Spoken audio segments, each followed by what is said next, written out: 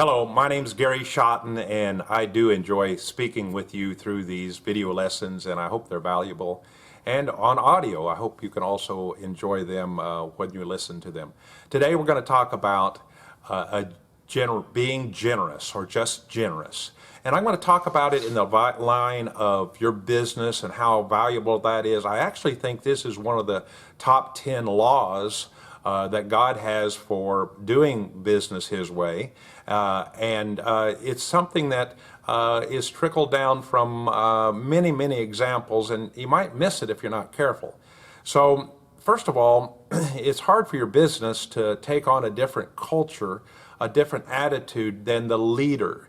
The leader, the owner, the lead manager, you set the stage on all things. What happens and how you handle people and how you handle customers and vendors, it trickles down, good or bad. If you're rough, tough, unfair, you're going to find out that trickles down and your people are going to pick up a lot of that to a point. But if you're generous, that's going to trickle down too. And so I encourage that you just encourage yourself in that regard, that you become a generous person. It doesn't mean that you're just giving away all your money, and we're going to get into the importance of knowing your financials, so you just can't give away things and maintain much a profit, but you can do little things that convey the fact that you're a generous person, that you're a generous company.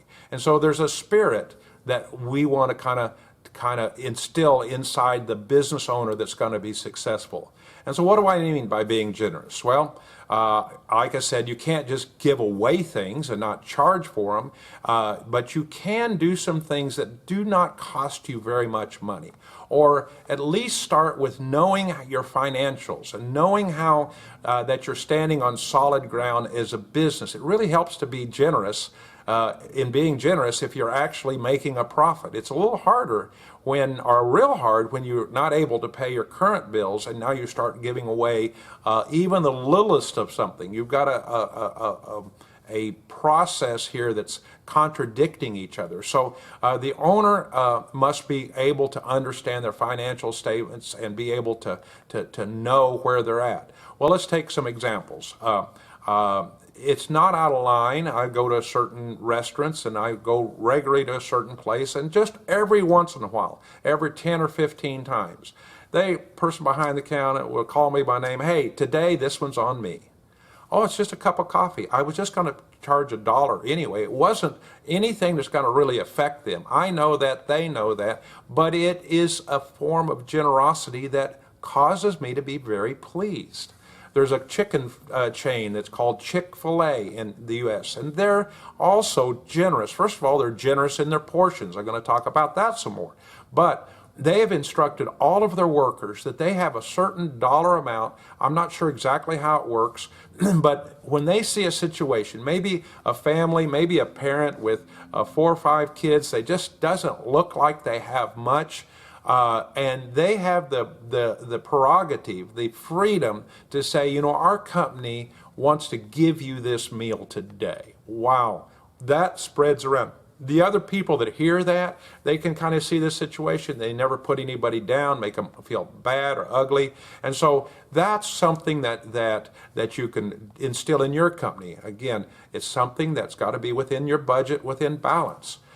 You see, a free sample. I see many times that we're walking through maybe a shopping mall, and in the U.S., people will be handing out free samples. Well, if that free sample is totally predicting or pressuring or anticipating that you're now going to come in and buy that product, let's say a small chunk of chicken, and it's a chicken fast food place, you're really not giving it away. You're giving them a sample. That to me is not being generous at all. Being generous is like one bread company that they give away a generous slice, and they use that term, of bread and butter and honey on that bread with no expectations of the individual buying a loaf of bread. They were challenged on it, and they said, what if a street person came in with no money? Do they still give away a generous portion of bread? Yes, Now they can't be taken advantage of, but that's a generous company. That's where we're talking about. And so you've got to know though where you're at, and and it's going to help if you know that you're producing a product or service that is a generous portions. I will tell you that the most regular place that I eat out with my customers or with my friend is a location where the person seating us, and there's hundreds of people that come to this restaurant, hundreds every day, and they know my first name. I don't come there that often, but I come there and I'm generous even coming to their location because they serve a generous portion of food for the cost. I like that. You know, I can go out with my wife for a special occasion and spend a lot of money for a meal because that's a special occasion. So based on whatever I'm paying, I do expect a generous return for what I pay that establishment. The same thing's true when I buy a small thing. I like a generous portion, not overdo it. And these people know that. I will tell you that in our society, tipping is something that is almost to the level of expected, and I'm okay with that. And so if you're known for being willing to tip on the generous side, you'll get better service. They'll remember your name. We have a group that meets, 15 or 20 of us meet, and not always when a group meets does everyone necessarily give a generous tip. We've used their room, we've used their facilities, I didn't have to rent this. There's not a line for the entire meal to be for everyone like $75. I would easily, regularly put a $20 tip to that waitress because she took care of our group. And in my regard, they were generous to me and I'm generous back. And they remember, I will tell you that. Well, there's a bunch of other examples. I will tell you at our company, I'm sitting here at my machine shop and the plant manager, he's generous with his time. We have some customers that need just a little extra help. They need a little piece made. They need threads adjusted.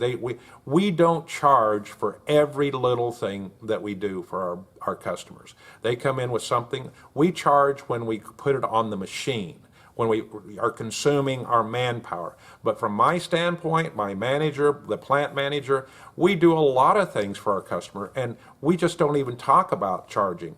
If they say, hey, well, what do I owe you? Hey, no problem, that's on us. That is a generous company, and that does mean something. Well, don't give away the farm, as we say. Don't be overly generous to the point that you're cutting into your profit, but an attitude of generosity will go a long ways. Thanks for being a part of Inspiring Better Business.